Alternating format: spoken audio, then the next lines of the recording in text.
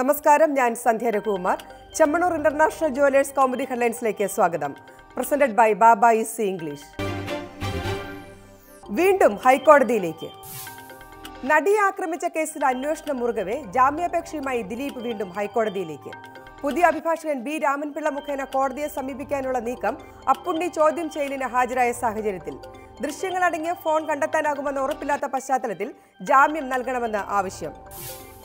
Angamaly magistrate കോടതിയും പിന്നീട് ഹൈക്കോടതിയും ദിലീപിന്റെ ജാമ്യാപേക്ഷ തള്ളിയതിൽ നിർണായകമായത് മുദ്രവെച്ച കവറിൽ അന്വേഷണ സംഘം സമർപ്പിച്ച കേസ് ഡയറി.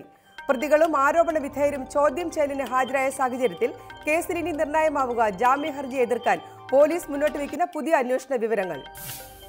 കേസിൽ കൂടുതൽ പേരുടെ മൊഴി രേഖപ്പെടുത്തിയ അന്വേഷണ സംഘം അപ്പുണ്ണി നൽകിയ വിവരങ്ങളുടെ പുതിയ കണ്ടെത്തലുകളുടെയും അടിസ്ഥാനത്തിൽ നടൻ നാദിർ ഷായെ ഉടൻ ചോദ്യം ചെയ്യും. ഗൂഢാലോചനയിൽ താരത്തിന് വ്യക്തമായ പങ്കുള്ളതായി അന്വേഷണ സംഘത്തിന്റെ കണ്ടെത്തൽ. കാവ്യമാധവനെ ചോദ്യം ചെയ്യാൻ ഉദ്ദേശമില്ലെങ്കിലും ചില മൊഴികളിൽ വ്യക്തത വരുത്തേണ്ടതുണ്ടെന്നും പോലീസ്. കടുപ്പിച്ച് കോടിയേരി. CPM സംസ്ഥാന സെക്രട്ടേറിയറ്റിന് പിന്നാലെ ഗവർണർക്കെതിരെ രൂക്ഷ വിമർശനവുമായി കോടിയേരി.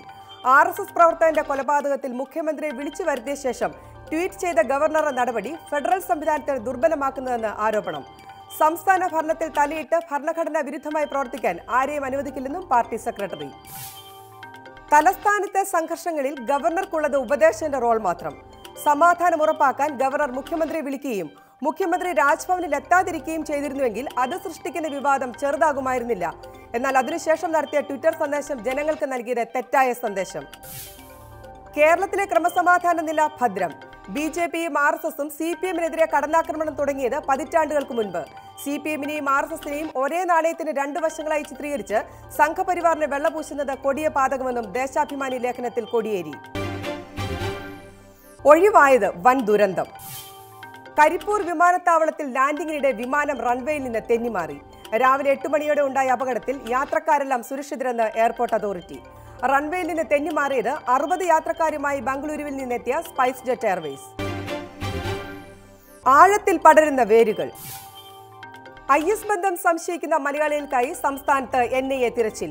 കൊച്ചിയിലും ആലപ്പുഴയിലും ഉൾപ്പെടെ ദേശീയ അന്വേഷണ ഏജൻസിയുടെ തെരച്ചിൽ പിടിയിലായ കണ്ണൂർ സ്വദേശി ഷാജഹാനിൽ നിന്ന് ലഭിച്ച വിവരങ്ങൾ അടിസ്ഥാനമാക്കി.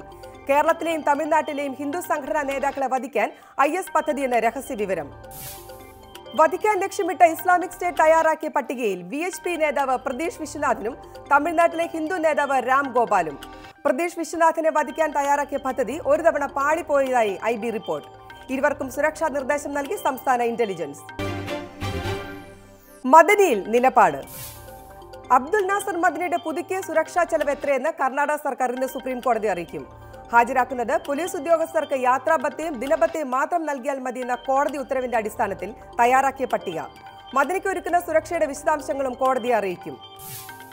യാത്രാ ചെലവിനായി 15 ലക്ഷം രൂപ ആവശ്യപ്പെട്ട കർണാടക സർക്കാരിന്റെ നടപടിയിൽ ഇന്നലെ സുപ്രീം കോടതി നടത്തിയത് രൂക്ഷ വിമർശനങ്ങൾ. വികലാംഗനായ ഒരാളിൽ നിന്ന് സുരക്ഷയ്ക്കായി ഇത്രയും ഭീമമായ തുക ആവശ്യപ്പെട്ടത് ശരിയായില്ലെന്നും മദനിയുടെ സുരക്ഷാ ചുമതല കർണാടക പോലീസിന്റെ മാത്രം ഉത്തരവാദിത്വമെന്നും കോടതി.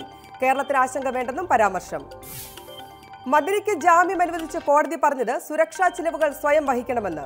ഇത് ന്യായമായി തീരുമാനിക്കണമെന്നായിരുന്നു കർണാടക സർക്കാരിന് നൽകിയ നിർദ്ദേശം. കോടതി ഉത്തരവിനെ വില കുറച്ച് കാണരുതെന്നും മുന്നറിയിപ്പ്. Chemmanur international jewellers comedy headlines സമാപിക്കുന്നു. Presented by Baba easy English. അടുത്ത ഹെഡ്ലൈൻസ് 1 മണിക്കൂറിന് ശേഷം. നമസ്കാരം.